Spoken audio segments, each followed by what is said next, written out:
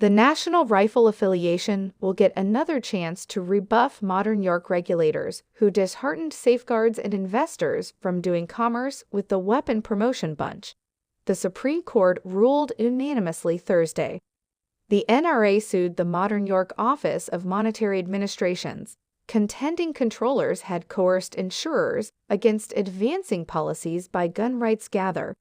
But controllers, driven by former director Maria Vullo, contended they were essentially indicating out guarantees might confront lawful presentation for doing commerce with a weapon gather amid a period of mass shootings and major claims, and the NRA had no commerce hawking protections.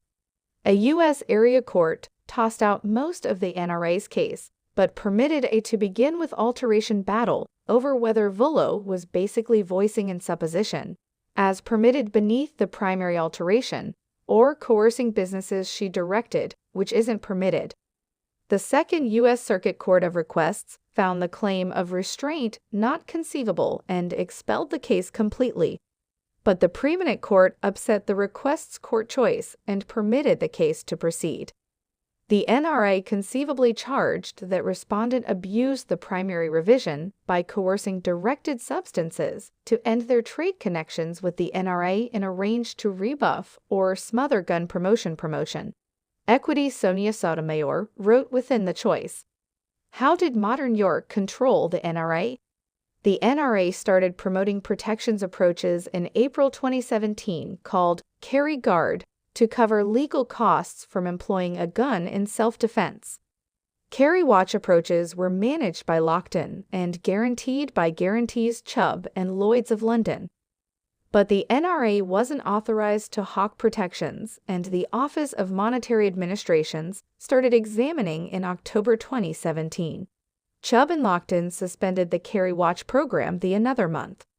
By February 2018, after a horrific school shooting in Parkland, Florida, Vullo started assembly with protections officials who did trade with NRA. What was said is debated, but Lloyd's of London chosen to stop underwriting firearm-related arrangements that month. In brief, she made it no mystery that her reason was to penalize and promotion gather since she restricted its political views, the NRA contended.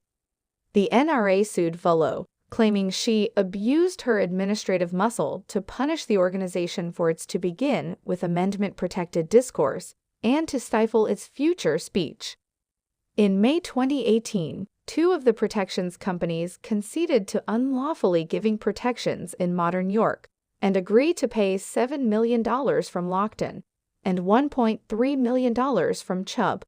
In December 2018, Lloyd's acknowledged violating state law and concurred to pay a $5 million fine. The NRA concurred to pay $2.5 million and to abstain from advertising protections in unused York for a long time. Carry Watch damaged unused York law in various respects, Vullo's brief said. It given scope for deliberateness acts and criminal defense costs. The NRA contended controllers went as well distant in debilitating guarantees from doing commerce with the bunch. On April 19, 2018, Vullo sent guidance letters to unused York banks and guarantees in the wake of a few later terrible shootings, posting Columbine High School, Sandy Snare Basic School, and a Las Vegas music celebration.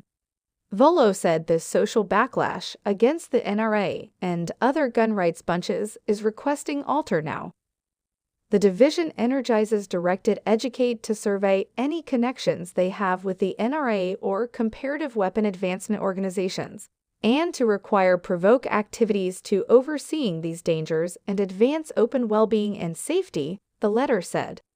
Specialist Common Elizabeth Preliger, talking for the Biden organization, said the first 4 sections of the Modern York letter were reasonable comment beneath the primary correction, basically implied to persuade companies not to do business with the NRA instead of coerce them.